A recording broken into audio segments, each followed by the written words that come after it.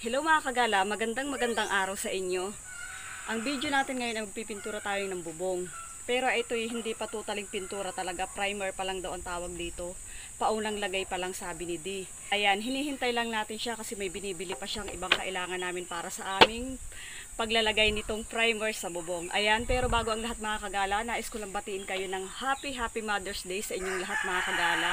Ganon din sa mga titos, titas, nanay, tatay pa rin na ginagampanan ang kanilang obligasyon para sa kanilang pamilya. Ayan, para sa iyo mama, Happy Mother's Day din sa mama ko. Ayan, nandyan siya ngayon sa Pasay sa aking kapatid. Kay Beth, Happy Mother's Day din sa iyo Beth. Maraming salamat sa iyo ma sa pagiging mabuting ina mo palagi sa amin. Kahit may mga bagay tayo talaga minsan hindi may iwasan ng mga pagsubok bilang mga pasaway naming mga anak mo at ganoon ka rin minsan sa pagkapasaway mo.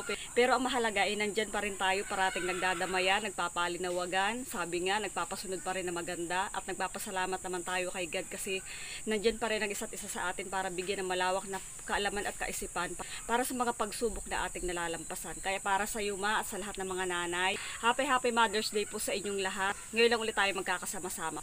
Kumusta kayo mga kagala? Maraming salamat mga kagala sa panonood nyo sa akin kasi mayroon na akong ads sa Facebook. Thank you sa panonood nyo kasi kung hindi rin sa panonood nyo, hindi rin naman ako magkakaroon ng ads. Ayan, ayun na si D.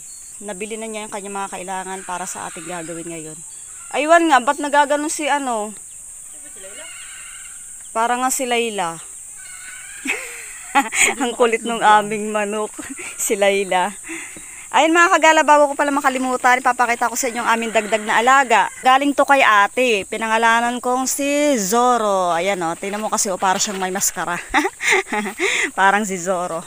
Ayan, ito si Aslan kasi nga dahil si mama ay nagbabakasyon sa aking kapatid at namimiss niya aking mga pamangkin. Nasa Pasay siya ngayon, shoutout sa inyo mga kapatid at aking mga pamangkin.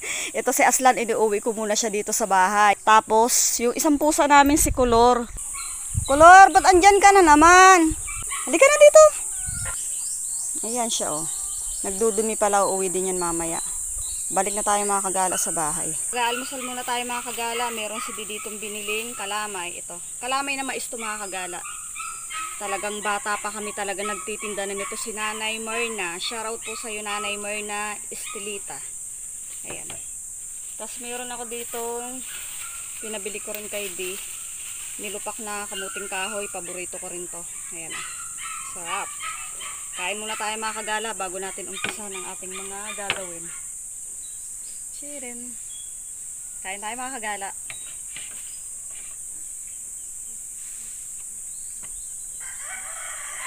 Unang subo sa inyo.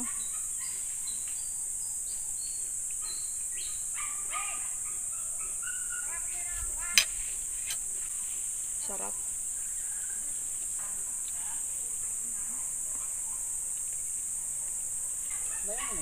Ganyan si Day, kaya minsan hindi ko sinasama sa pag-vlog ko. Ayaw naman niya. Kaya akala lang ng iba hindi ko siya piniplex. Gusto ko naman ayaw niya. Paipis-ipis lang.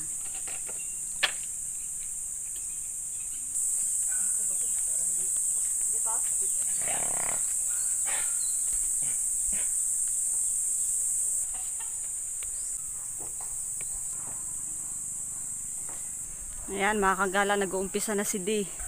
Halos mag-iisang taon din bago namin nilagyan niya ng primer. Kasi nga inuna namin ng mga nakaraan yung pangunahin namin, gusto namin pagkagastusan. Kaya ayun na muna, last na lang yan. Yan, ang ganda ng dagat oh. Dito lang mga kagala, syempre kapag tag-init naman talaga ng panahon, may kainitan din naman dito pero iba-iba kumpara doon sa bahay talagang buong simentado. Tapos kapag taglamig, talagang sobrang lamig din talaga dito mga kagala. Ayan, habang si D ay naglalagay niyan, tayo muna ay magluluto. Tamang-tamang may ibinigay sa amin si ate na ginataang langka. Yan, iwan muna natin dyan si D.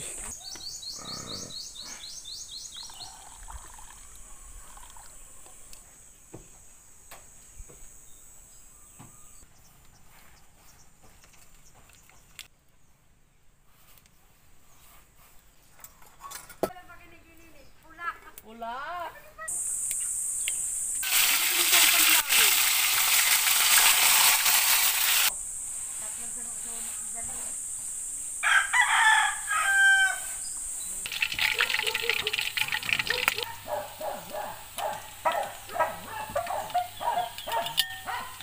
Balik tayo dito mga kagala sa ginagawa ni Di. Hindi ko na ganung nabantayan kanina kasi nga nagluluto ako.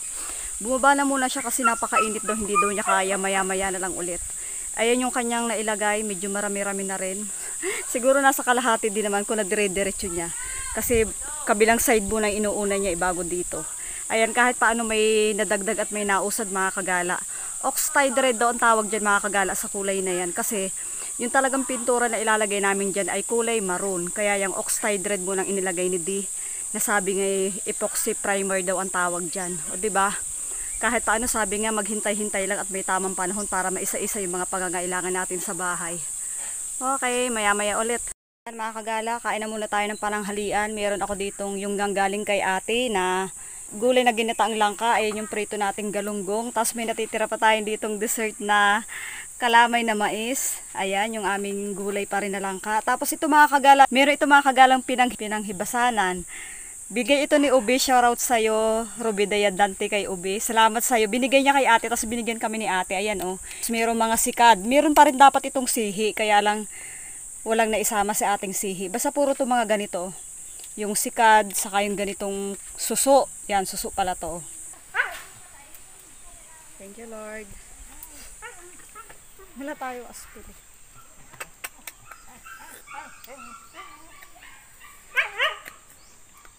Dapat talaga mga kagala aspili dapat dito. Para mas mabilis kunin. Yan, lapit na. Yan. Ganyan siya. Yan yung laman niya. Suso. Kumain kami sa dahon mga kagala kasi sabi ko kay Di parang masarap kumain sa dahon. Kain na kayo!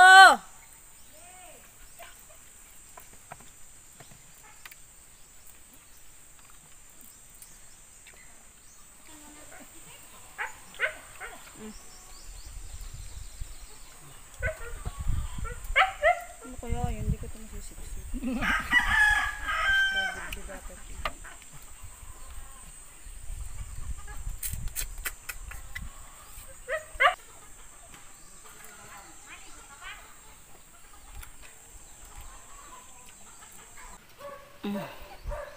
Ayan, paborito nyo na yung ulam nyo ha.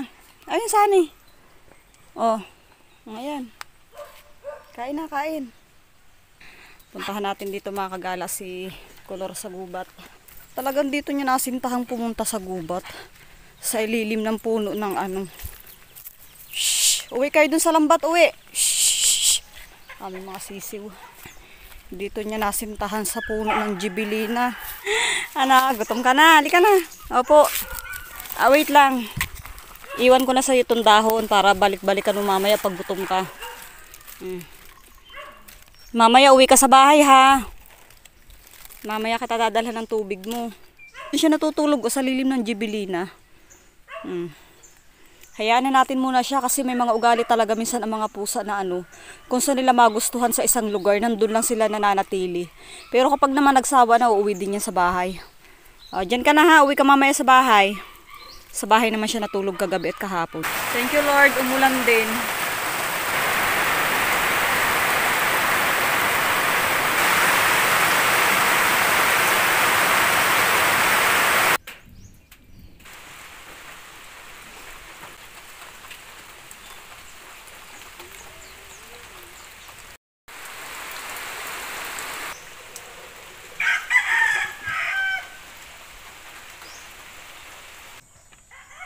Pintura, di maparte.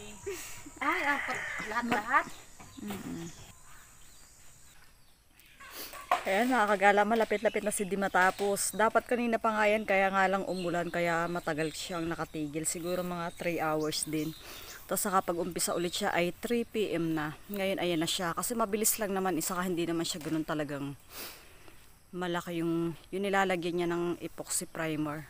Okay mga kagala, dito ko na rin tatapusin ang aking vlog para sa araw na ito. Wala rin namang ibang gagawin na hindi kundi sinusundo na lang yung paglalagay ng epoxy primer dyan sa taas ng bubong namin. Okay lang mga kagala, maraming salamat sa inyong pagdaan, sa pagtambay at sa oras ng inyong ibinigay. See you on my next vlog mga kagala. Ingat kayo palagi. Bye bye!